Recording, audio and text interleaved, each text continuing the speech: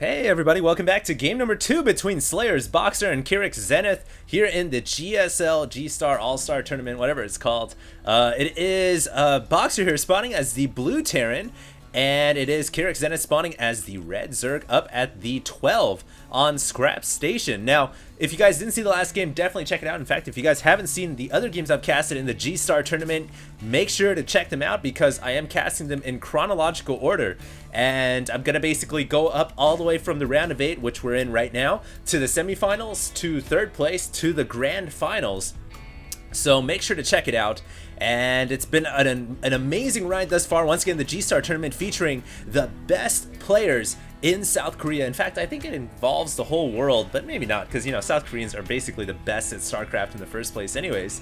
So the thing about these players, when you watch them, it really makes your blood boil with excitement because these guys are so incredibly good that they go past the level of playing Orthodox and Standard. They just play absolutely crazy. They blow your mind every time. They just don't use conventional strategies. And like I said right here, Boxer, the one who defined the word unconventional in StarCraft 2, he is going to be building a proxy barracks out at the center of the map. And so the antics continue. We're going to be seeing him throwing up that barracks. And what is KyrixZenith doing? He is going to be opening up with a 15 hatchery. Oh no, oh no, no, no, no. The drone here going up to check up here, but the only thing up there is the Automaton 2000.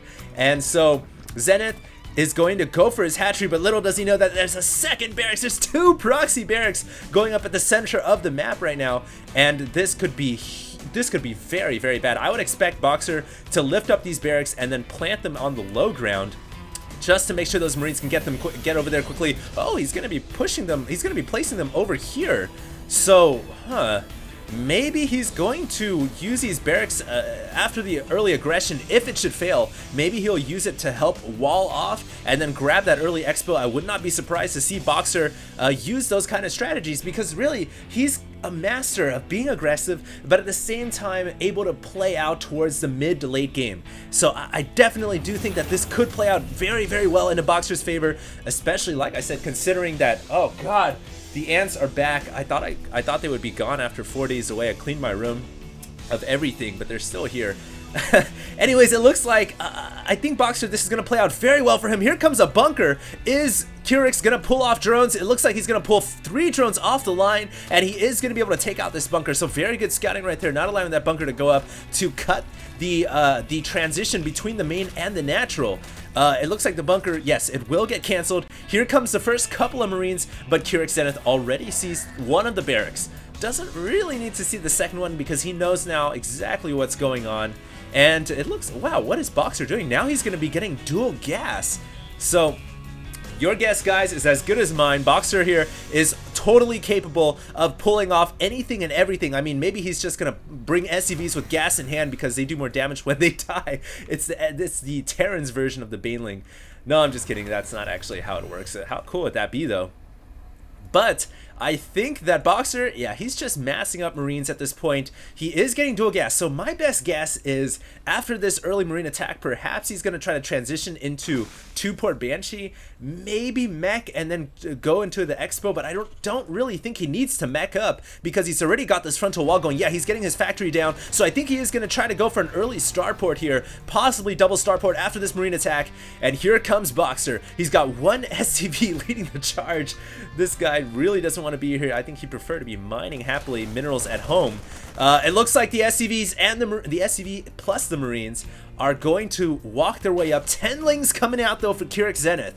And so I think that Zenith should be fine. If we go ahead and take a look at the Zerg player's point of view, KyrixZenith here with 262 APM. Oh, whoops, forgot to click that button right there. And he is definitely on top of everything right now. He sees, oh wow, great scouting. He sees the factory, and he's going to pick off these 2 Marines at the Zelnaga Watchtower. Meanwhile, back at Boxer's point of view, landing that barracks down to make sure that nothing can run through. And yes, indeed, there are 2 starports on the way, as you guys can see on the production tab. What a beautiful opening build from Boxer. And I don't know. Yeah, right now, the Zerg player only sees the factory, so he doesn't know that there are 2 starports going down right now. And in fact, how many queens does he have out? He's only got 2. And to deal with 2 ports, you really need at least, at a very minimum, 3 Banshees, and you've got to hope that they bring in 1 Banshee at a time, or, well, I guess 2 Banshees, but you've got to hope that they don't bring in at least more than 2. So really, KyrixZenith has his work cut out for him right now. He's trying to get his lair up, but he needs so desperately to scout right now. And it looks like he is going to be bringing an Overlord in here. He will see the starports eventually. No, the Overlord has stopped moving. So, oh, wow, Boxer, this could play out huge. Even though the Marine attack didn't work out all that well, it's really actually forced KyrixZenith to not be able to drone up as much as he could have.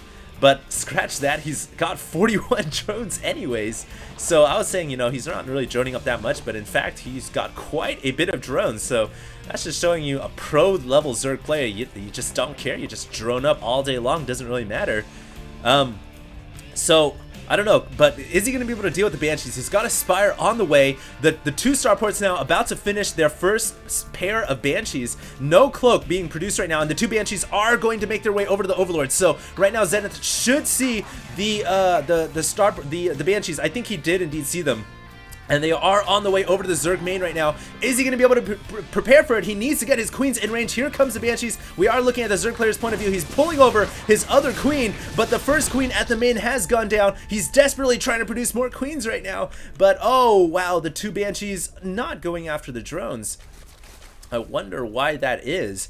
I thought for sure that Boxer would decide to go for the drones right away, but no, he's actually going to work the Spire first, and this could pay off well, but, you know, there's a lot of queens coming out. I really don't know if going after the Spire first is the wisest decision, as the Spire could be canceled right now. Looks like the queen going to pull back, the Spire very close to dying, and the Spire gets canceled from KyrixZenith. The queen even picks off a Banshee as well. Meanwhile, at the front door of Boxer, so much action right now. It looks like we won't see any air units for the Zerg player. But the thing is, KyrixZenith can do a lot of damage at this front door, and Boxer needs units here, so he's either got to pull his Banshees back or find a way to defend against it without the air support of his Banshees. It looks like he is going to leave the Banshees at the front of the Zerg base, and he's going to start to pound away those drones, but at the same time, these Roaches and Lings are going to do a lot of damage. Luckily though, Boxer has 3 bunkers that he can fall back to, so I think he should be just fine. These Banshees have been doing absolutely insane damage. 9 kills plus 4 kills, that is 13 unless my arithmetic is wrong. 1 Banshee will get picked off though, but not before killing off yet another queen. And you guys can see that economic gap has been narrowed significantly to 35 over 32. So Boxer's strategy has paid off extremely well. He's still got more Banshees on the way. But right now it looks like the Spire, wow, I can't believe that Spire actually finally went up. Yeah, so KyrixZenith did reposition the Spire, and now he's got 8 Mutalisks on the way. So these Banshees are not going to be able to do too much damage. They may actually be able to fall back before the Mutalisks pop out.